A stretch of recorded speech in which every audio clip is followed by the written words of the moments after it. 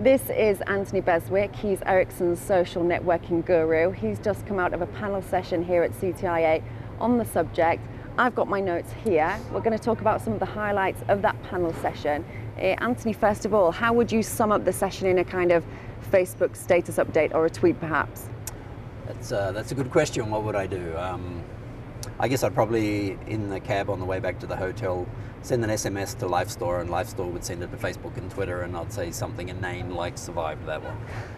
Tell me about your social networking habits. Well, I'm a digital immigrant, like many people.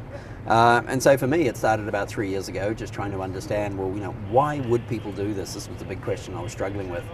So I uploaded a video to YouTube and promptly got 50,000 hits, and suddenly I understood it. It was all about being noticed. And that got me interested in what's the role of an operator in this ecosystem.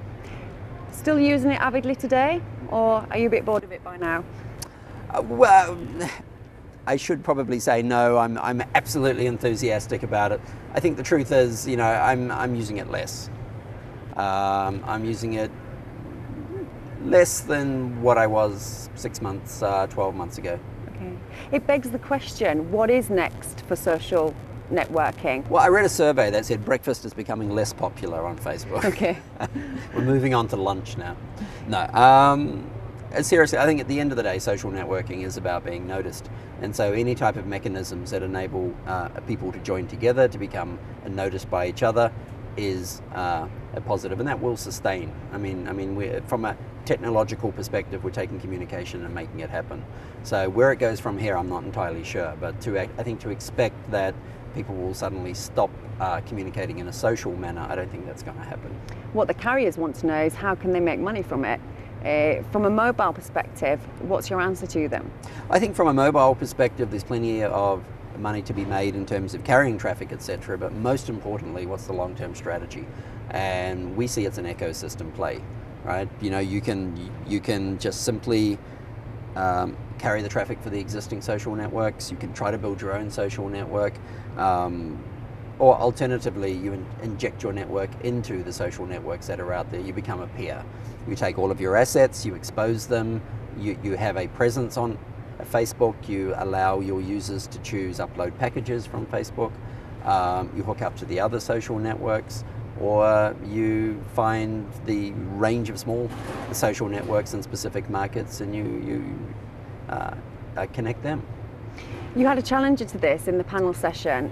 Someone said that the reason that mobile social networking has exploded is solely due to the iPhone and Android devices. There is only one social network, that is Facebook. What do you say to that? I think that's a very dangerous assumption to make. That's a very US-centric approach. Here in the US, that's right. I mean, the number one social network is Facebook. The iPhone, Android, unlimited data plans, that's the way the market looks, but in the rest of the world it's entirely different. And most of the explosion in terms of the numbers of users doing mobile social networking versus the number of users with iPhones and Androids, you'll see it's significantly more. And in many parts of the world, participation in Facebook is all about SMS and MMS without even using the mobile browser. So let's just quickly talk about mobile currency and mobile goods. That's a new trend at the moment. Just tell us a little bit about that. Yeah, it's really in terms of the struggle for the social networks to work out how to monetize themselves. As it's turned out, virtual goods, virtual currencies is really the way to go. Whether it's virtual flowers, virtual Coca-Cola, virtual flirts, this is where the money lies. And the operators seem to have a very unique position in that they have a electronic wallet in virtually every person in the world's pocket in the form of the mobile phone SIM card.